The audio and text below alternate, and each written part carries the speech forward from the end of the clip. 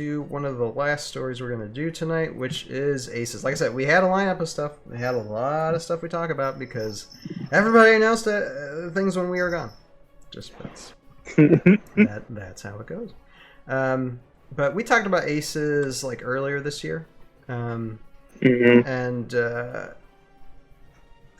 let's see. I'm trying to find. Okay, the point of ACES was let's see here. Welcome to the home of ACES, where we answer one question: is this VC unit compatible with AOA design? So basically, figuring out the compatibility with what was released with Age of Annihilation with everything else. Now, what's been announced, this might become irrelevant really fast, but we do appreciate for all the work like Jeremy, like Dadscaper that have done with this. But they do have an announcement, so I'm going to just read it and take what you will from this. So it says, "Friends, I'm very excited to finally make an announcement on behalf of ACES.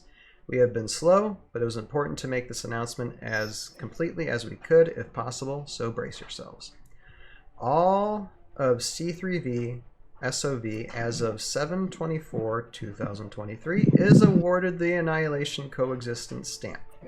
Yep, the full canon of Fanscape won't break anything from Age of Annihilation. We took a long time because partly we're slow, but also partly we wanted to make sure we covered everything.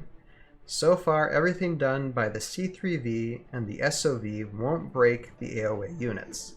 There may very well be powerful synergies for you to discover. We hope that there are, but nothing breaks the game. Some of you may say, well, I didn't need to know this because I can mix and match whatever I want. To which I say, great, enjoy. But for those of you who wanted an informed opinion from a third party, that's us, and the Fanscape units are A-OK. ACES even. Enjoy.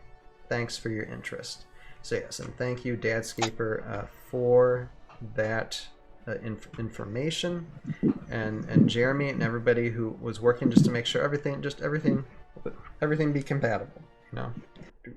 Yeah, I'm surprised that they had to do all of that.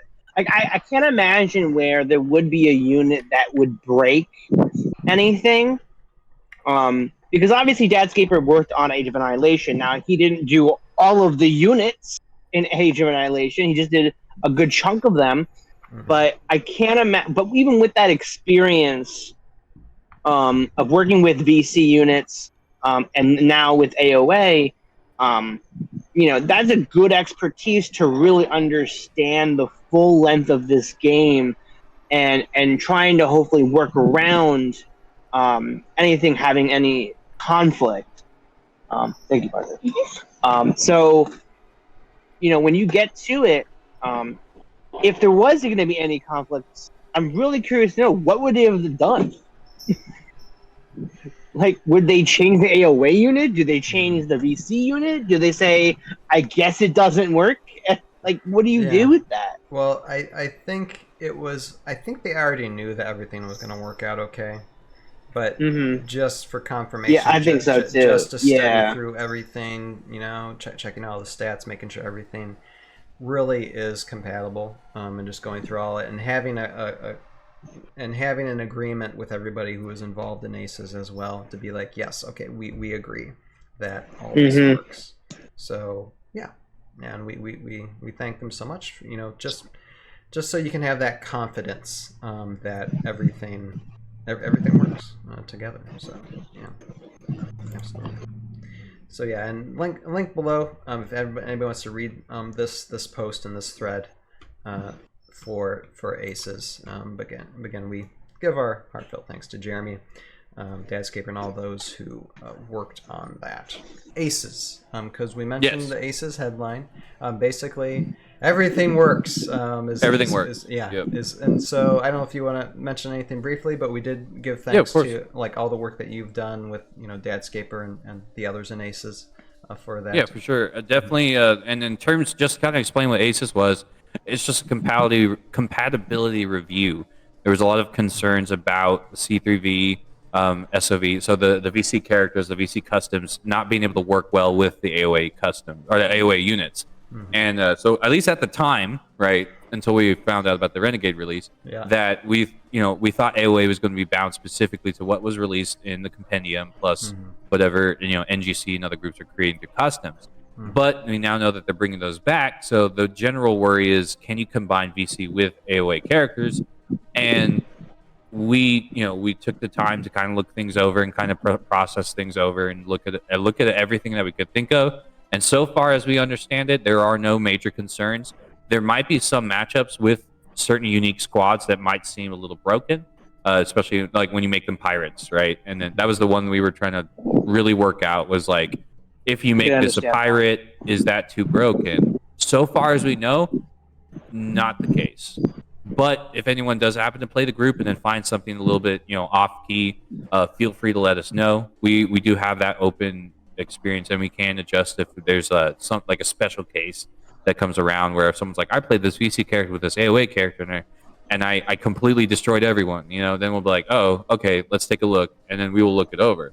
But for the most part, if you do plan on doing tournaments and you want to do VC plus AOA, absolutely allowed. Like, go ahead and do that. Set that up. You have the ACES stamp of approval to do so.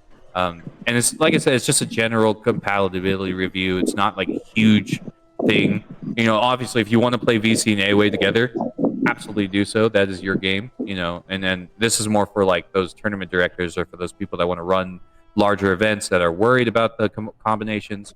We have looked everything over, and so far as we know, it is good to go. So. Yeah, and I think probably my one question to you would be is, like, in the future when Renegade starts releasing things, then you probably go back and see what's compatible with those things. Yeah, definitely.